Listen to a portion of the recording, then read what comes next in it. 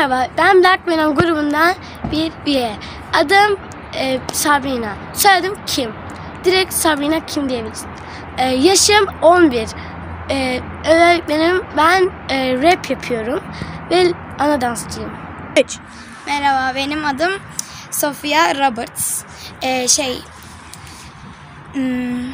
Yaşım 10 yaşındayım. Ondan sonra ben vokal yapıyorum. Sonrasında ne diyebilirim başka? Bir sürü anılarım oldu bu grupta. Daha yeni gelmedim aslında. Sadece arkadaşım beni bu gruba daha yeni aldıkları için sizlere daha yeni tanışıyoruz. O yüzden böyle yani.